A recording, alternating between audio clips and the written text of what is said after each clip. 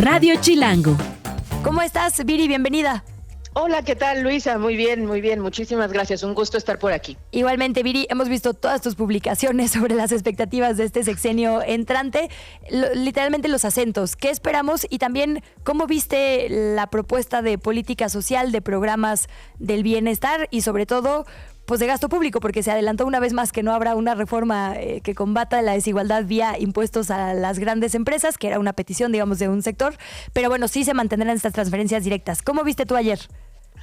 Bueno, interesante. Yo diría que hay bastantes puntos de continuidad, Luisa, con el obradorismo. Se plantea que todos los programas sociales van a continuar, que todos ellos van a continuar además dándose a las mismas personas que se dan, es decir, adultos mayores, a las personas que están en su primer trabajo, etcétera.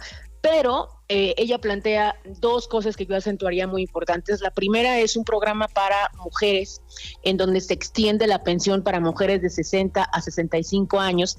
Sin embargo, ella acota que va a empezar con las mujeres de 64, con las de 63 y así sucesivamente. Entonces creo que esto justamente lo que nos está diciendo la presidenta es un poco que yo creo que está midiendo si va a tener o no recursos para expandir efectivamente hasta 60 años, entonces van a ir poco a poco, digamos, año por año con las mujeres. Otro programa interesante y que creo que sí, pues abarca un espacio que el obradorismo había ignorado, es un programa para las primeras infancias. Y lo que ella nos habla es que va a haber programas específicos para dar seguimiento a los niños durante sus primeros 1000 días de vida, de forma que pues se les atienda médicamente y también se les dé pues atención especializada en materia educativa, etcétera, ¿no? Para los padres, etcétera. Entonces creo que esos dos puntos me llamaron mucho la atención. Y finalmente, con respecto al último punto, Luisa, lo que mencionas, en efecto, reiteran, no va a haber una reforma fiscal y me llama mucho la atención que ya a diferencia de López Obrador, que anteriormente decía no se va a aumentar la deuda, y recordarás, eso fue uno de los puntos que él mencionaba constantemente, la presidenta Sheinbaum ahora nos dice que la deuda simplemente se va a mantener en una proporción razonable.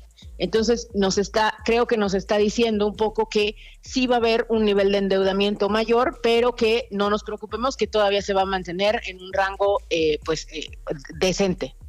Ok, bueno, pues ya veremos en qué se traduce literalmente eso de decente con este presupuesto que seguramente empezaremos a discutir pronto, y eso es también una manera de mostrar tus prioridades, ¿no, Viri? ¿Qué esperaríamos en ese sentido de la primera propuesta que se mande sobre cómo gastar en el primer año de una presidenta? Mira, yo creo que esa es una de las cosas que más vamos a estar poniendo atención, porque recordarás que este año termina con un...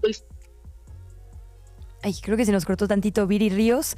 Trae una agenda súper ocupada esta mañana, así que le agradecemos que haga el esfuerzo por tomarnos la comunicación. Viri, como sabe usted, publica en El País y publica en Milenio y ha hecho un montón de análisis al respecto sobre esto, sobre las expectativas específicamente de política pública. Y bueno, esa política pública necesita recursos. Viri, te recuperamos.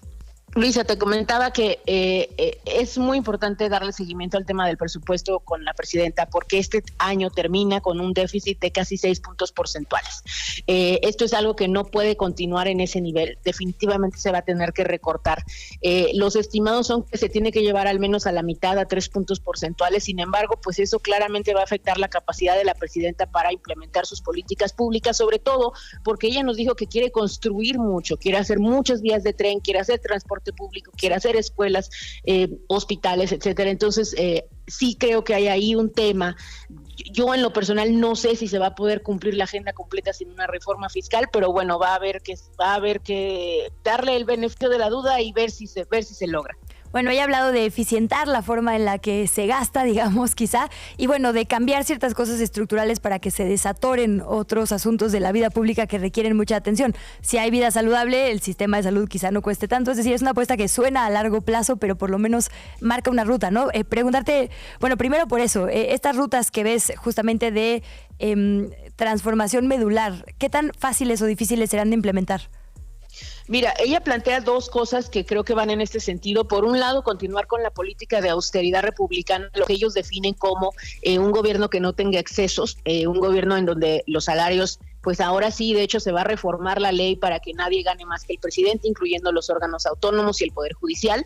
Entonces ellos estiman que de ahí pueden obtener un pedacito de ahorros, aunque yo creo que ese pedacito va a ser muy, muy pequeño, Luisa, porque la verdad es que los salarios tampoco son una parte muy importante del gasto público. Y otra cosa en donde sí creo que hay espacio es en que ella plantea la transformación digital más importante en la historia de México, así lo define. Es decir, lo que ella quiere hacer es evitar que exista muchos trámites que se hacen en papel y que la mayoría de los acercamientos hacia el gobierno sean de manera digital. ¿Eso qué hace? Pues obviamente eso reduce la necesidad, por ejemplo, de tener una ventanilla con muchas personas ahí atendiendo, ¿no? Porque ahora simplemente pues vas a mandar tu documento por internet, ¿no? Entonces ella plantea que en la medida en la cual el gobierno se vuelva más eficiente, pues va a poder hacer más cosas también. Nuevamente, yo creo que hay espacio, Luisa, tenemos que darle el beneficio de la duda, claro. Ver, avanza, pero la agenda es ambiciosa y requiere dinero. En 30 segunditos, Viri, hubo ayer obviamente una exaltación desde la mira del género, ¿no? Evidentemente de todo lo que significa para las mujeres, pero lo cierto es que mejorar la vida de las mujeres tiene como consecuencia directa mejorar la vida de todas las personas y no hay que obviar esto, ¿no? Digamos, resarcir esa deuda en realidad impacta a todo el mundo. Así es. Mira, yo me conmoví mucho en varias partes del discurso de la presidenta y creo que esto es quizá lo más importante, exaltar el que ahora tenemos una presidenta mujer y que está interesada en mejorar las condiciones de mujeres y por tanto de familias, de hombres y de la población en su conjunto. Pues con eso nos quedamos. Viri Ríos, un abrazo gigante. Muchísimas gracias. Igualmente, Luisa. Muy buen día.